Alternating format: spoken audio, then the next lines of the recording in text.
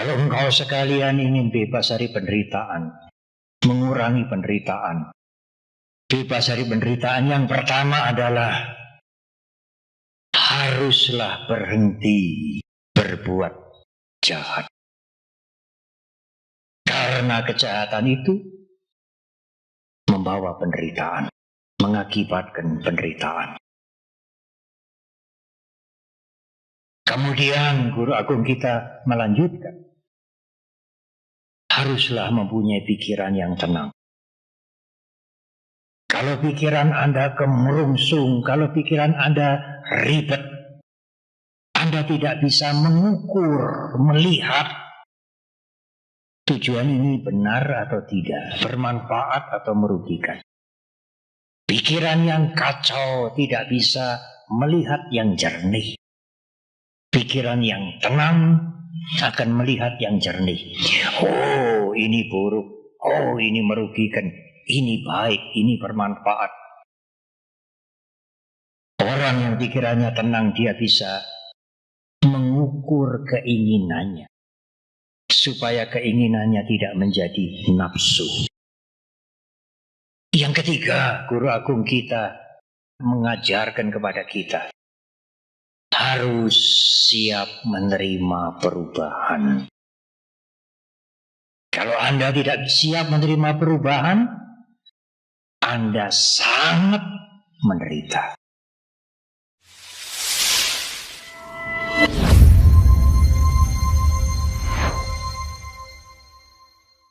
Ada satu perumpamaan yang bagus sekali. Simple, sederhana, tetapi mudah diingat. Kalau saudara berada di jalan raya yang ramai sekali, kehidupan ini seperti jalan raya, ramai dengan penderitaan. Saudara berada di seberang ini akan menyeberang ke sana. Tetapi saudara melihat di kanan kiri juga ada orang yang mau menyeberang. Saudara juga menolong yang mau menyeberang. Ayo, kita nyeberang bareng-bareng. Menolong yang lain untuk menyeberang.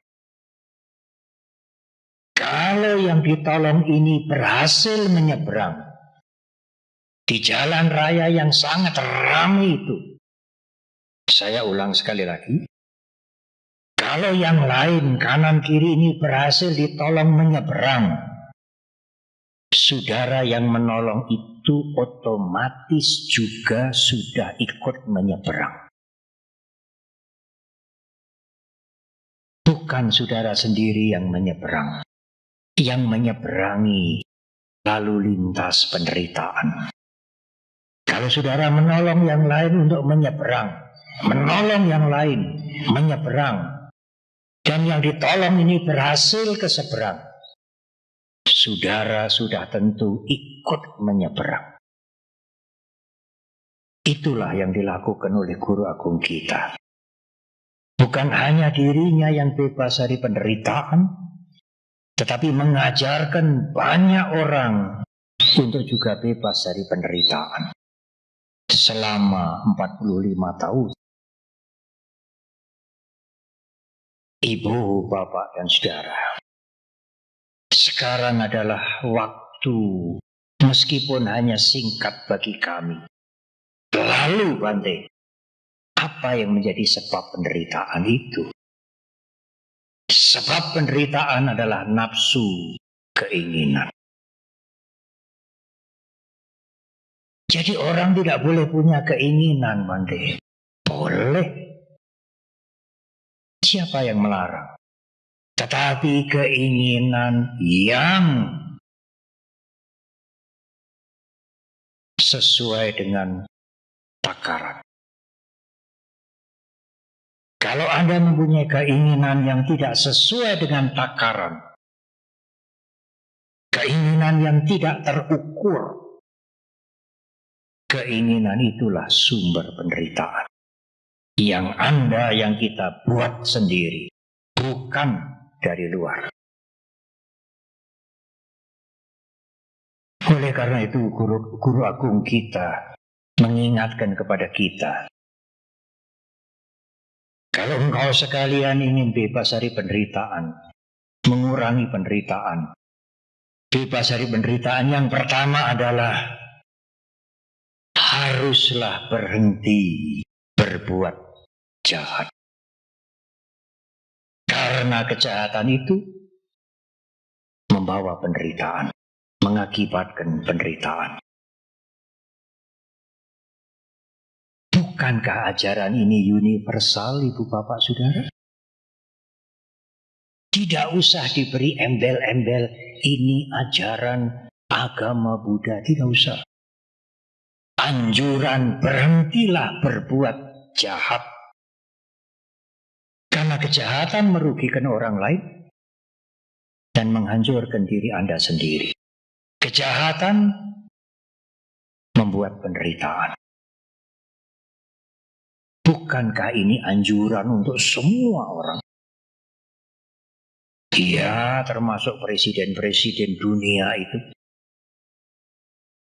Yang suka berperang, suka membuat kehancuran, membunuh banyak sekali manusia. Berhentilah berbuat kejahatan. Karena kejahatan mengakibatkan penderitaan.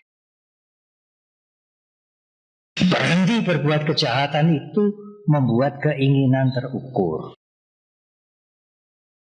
Karena kejahatan juga bisa memberikan iming-iming kenikmatan. Kejahatan bisa memberikan, menjanjikan kesenangan. Orang tertarik melakukan kejahatan, membunuh, menyakiti, korupsi, mencuri, selingkuh, berbohong karena memberikan kenikmatan. Berhentilah berbuat jahat karena akhirnya, ujung-ujungnya kejahatan itu berakibat penderitaan. Kemudian Guru Agung kita melanjutkan, haruslah mempunyai pikiran yang tenang. Kalau pikiran Anda kemerungsung, kalau pikiran Anda ribet, Anda tidak bisa mengukur, melihat tujuan ini benar atau tidak, bermanfaat atau merugikan.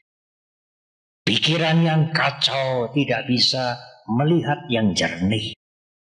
Pikiran yang tenang akan melihat yang jernih. Oh, ini buruk. Oh, ini merugikan. Ini baik, ini bermanfaat. Orang yang pikirannya tenang, dia bisa mengukur keinginannya. Supaya keinginannya tidak menjadi nafsu.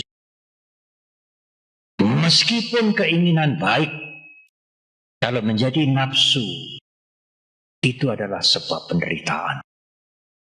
Anda punya keinginan yang baik, tapi tidak sesuai dengan ukuran kemampuan Anda. Anda harus menakar diri Anda sendiri. Saya mampu atau tidak. Meskipun itu baik. Kalau Anda tidak mampu, Anda paksakan, timbullah keserakahan, timbullah kejengkelan, timbullah kemarahan. Itu penderitaan. Tetapi bagaimana Bante membuat batin ini tenang? Cobalah melatih meditasi. Ajaran Guru Agung Buddha Gautama sangat kaya dengan meditasi. Kalau kami di wihara membuat program meditasi, yang ikut meditasi saudara-saudara kami lintas agama. Saudara kami lintas agama peserta yang paling banyak nomor 1, nomor 2. Umat Buddha biasanya nomor 3. Mungkin sudah merasa pintar meditasi, atau mungkin malas meditasi. Justru saudara kami umat beragama yang lain ingin meditasi. Meditasi membuat batin ini tenang. Anda harus melatih itu sebagai umat Buddha. Sayang Kalau sebagai umat Buddha tidak mengerti dan tidak pernah melatih meditasi. Meditasi itu membuat pikiran ini menep. Kalau pikiran itu menep, maka pikiran itu jadi bening. Kalau pikiran itu bening, Anda bisa melihat dengan jelas. Bagaimana kalau air itu butek, keruh, Anda tidak bisa melihat apa-apa. Buatlah air pikiran itu menep, bening. Meskipun hanya sementara, tidak apa. Ada cara untuk membuat lerem, menep, bening, supaya air itu menjadi jernih. Air pikiran kita. Yang ketiga, Guru Agung kita mengajarkan kepada kita, harus siap menerima perubahan. Kalau Anda tidak siap menerima perubahan, Anda sangat menderita. Bante saya sudah tidak berbuat jahat, bagus. Bante saya sudah senang beramal, berbuat baik, mulia. Tetapi apakah orang baik itu tidak menjadi tua, saudara? Apakah orang baik itu tidak akan pernah sakit? Orang baik sekalipun juga akan menjadi tua, akan menjadi sakit. Apalagi kalau usia sudah lanjut. Sakitnya berganti-ganti. Kalau masih muda dengan masih muda ketemu, kamu kerja di mana sekarang? Kamu kedudukanmu apa? Tapi kalau sudah tua ketemu tua, obatmu sekarang apa saja? Saya minum pil ini. Saya kena kencing manis. Sudah suntik belum? Pameran obat. Pameran penyakit. Siapa yang bisa menghindari, saudara? Tidak bisa. Orang baik sekalipun tidak bisa menghindari. Akhirnya kematian. Semua yang duduk di sini termasuk kami ini, satu saat tiba waktunya, kalau tidak dimakamkan, dikremasi. Tidak usah takut. Takut juga akan terjadi. Jadi buat apa takut? Apakah kematian tidak wajar? Apakah kematian hanya spesial untuk segelintir orang? Tidak. Apakah kematian itu istimewa? Tidak. Kematian adalah wajar. Termasuk Guru Agung Buddha Gautama juga mangkat. Hanya kemangkatan beliau kemangkatan yang sempurna. Parinibbana. Jadi bagaimana Bante? Siap menerima perubahan.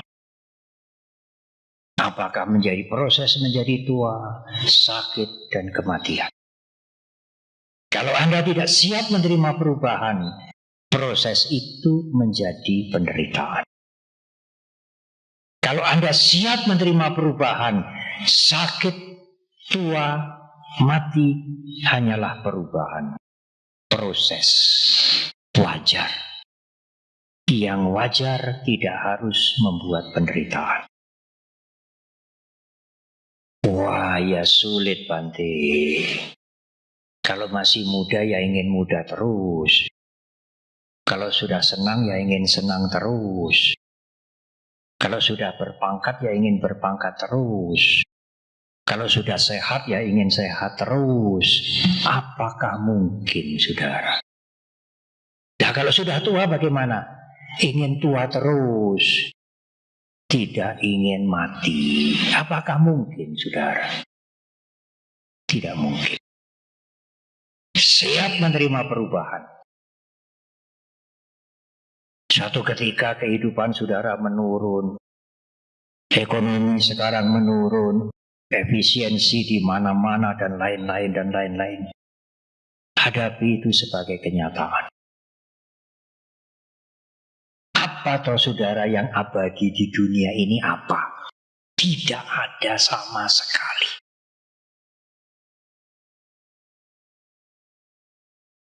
Di awal uraian ini saya mengutip kalimat bahasa Pali dari Theragata. Jiwa tewapi sapanyo apik wita parikaya. Apik wita parikaya. Seandainya ekonomi Anda hancur, seandainya, saya tidak mengharap. Seandainya ekonomi Anda hancur, menurun atau hancur. Jiwa tewapi sapanyo, kalau Anda punya wisdom, punya kebijaksanaan, Anda tetap bertahan. Sebaliknya, meskipun ekonomi Anda, materi Anda sangat berlebihan, kalau Anda tidak punya kebijaksanaan, saat itu sebenarnya Anda sudah hancur. Karena Anda akan menggunakan fasilitas segalanya itu untuk melakukan perbuatan-perbuatan yang buruk, yang merugikan orang lain dan merugikan dirinya sendiri. Jiwa tewapi sapanyo, orang bijak akan bertahan. Apik wita parikaya, meskipun kondisi hidupnya sedang menurun, dia bisa bertahan. Salah satu kebijaksanaan yang harus kita pegang adalah siap menerima perubahan. Jangan alergi dengan perubahan. Perubahan kesehatan, perubahan usia, perubahan tinggal, perubahan perasaan, perubahan pikiran, perubahan kedudukan, perubahan ekonomi, perubahan keluarga, segala macam. Dan akhirnya perubahan hidup ini menuju kematian. Siapa yang bisa menyangkal kasunyatan ini, Ibu Bapak dan Saudara? Apa yang dibabarkan oleh Guru Agung Buddha Gotama ini, kenyataan yang saudara bisa lihat setiap hari. Perubahan. Umur tua sakit kematian, umur tua sakit kematian. Berpisah dengan orang yang dicintai, bertemu dengan orang yang tidak disuka, kegagalan, kekecewaan. Itulah penderitaan. Kalau saudara mempunyai pikiran yang tenang, saudara akan menghadapi itu dengan bijak. Semuanya itu tidak kekal. Kesehatan tidak kekal, umur panjang tidak kekal, hidup juga tidak kekal, pangkat tidak kekal, kesenangan tidak kekal. Apa toh saudara yang kekal di dunia ini? Mboten wonten, tidak ada. Siap menghadapi perubahan akan membuat saudara menjadi tenang. Anda akan melihat semua perubahan sebagai proses yang alami. Tidak perlu perubahan membuat penderitaan. Jangan sampai perubahan membuat penderitaan. Jaga diri dengan baik. Punya keinginan yang terukur, punya batin yang tenang, dan siap menerima perubahan. Itulah jalan untuk mengatasi penderitaan. Semua orang bisa melakukan jalan ini untuk kepentingan dirinya masing-masing. Jadi Bante, setelah Guru Agung, setelah Pangeran Siddhartha mencapai pencerahan, itu ya Pangeran Siddhartha, Sang Buddha itu ya menjadi tua juga. Apakah Sang Buddha itu juga kena sakit? Apakah Sang Buddha itu juga meninggal dunia? Kalau jawaban anak muda, ya iyalah. Masa Sang Buddha tidak menjadi tua, tidak sakit, tidak meninggal? Tetapi ketuaan dan sakit dan meninggal dunia yang dialami oleh Guru Agung kita, beliau terima, beliau alami, beliau menyaksikan itu, mengalami itu sebagai perubahan, sebagai proses. Tidak perlu menderita. Ya memang kehidupan begini, menjadi tua, sakit, berproses, akhirnya meninggal. Oleh karena itu sering dikatakan, Buddha Gautama itu menyelesaikan penderitaan mental, bukan penderitaan fisik. Menjadi tua tetap, kena sakit tetap, meninggal dunia tetap, tetapi menghadapi dengan bijak, sehingga proses itu tidak berubah menjadi penderitaan. Mentalnya tidak menderita, meskipun fisiknya ini mengalami perubahan. Buddha Gautama menyelesaikan penderitaan mental, bukan penderitaan fisik. Karena tidak mungkin mencegah. Bagaimana Bante supaya tidak tua, tidak sakit, tidak mati? Impossible, tidak mungkin. Tidak pernah terjadi di dunia ini orang yang tidak mati, belum pernah terjadi. Orang-orang suci, guru-guru besar, para nabi, orang-orang agung, semua meninggal dunia. Mengalami ketuaan, sakit, meninggal. Agama Buddha juga tidak bisa menolak perubahan. Agama Buddha tidak bisa menghentikan perubahan, tetapi bisa menghentikan penderitaan. Kalau Anda berusaha dengan sungguh-sungguh. Perubahannya tidak bisa di stop, tetapi penderitaannya berhentilah. Kalau Anda mau berusaha. Menghentikan penderitaan tidak bisa dimohon. Menjaga diri jangan berbuat jahat tidak bisa diminta. Anda sendiri harus berusaha, saya tidak akan berbuat jahat. Anda mau minta pada siapa? Perubahan tidak bisa dihentikan.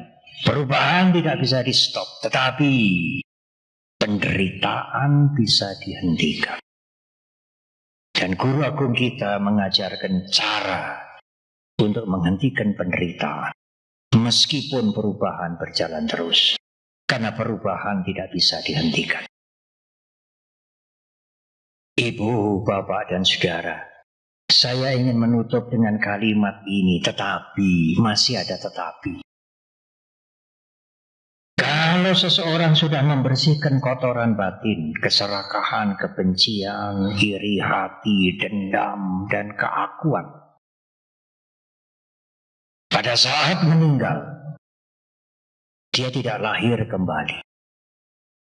Tidak mengalami tua lagi, tidak mengalami sakit lagi. Tidak mengalami kecewa lagi. Tidak mengalami penderitaan lagi. Tidak mengalami mati lagi. Karena matinya mati yang terakhir.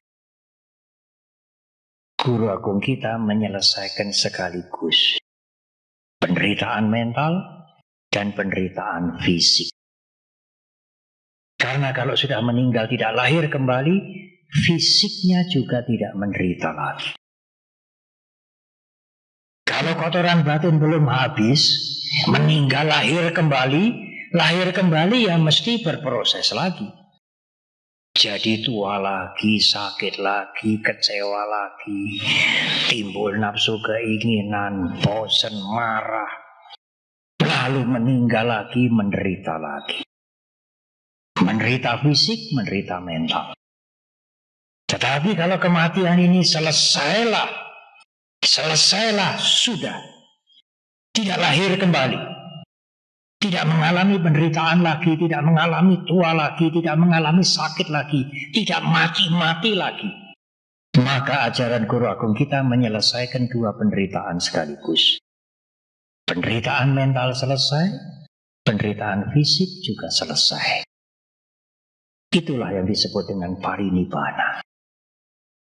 Semoga kita bisa terbebas dari penderitaan. Sabe sata sabaduka pamujantu. Terima kasih.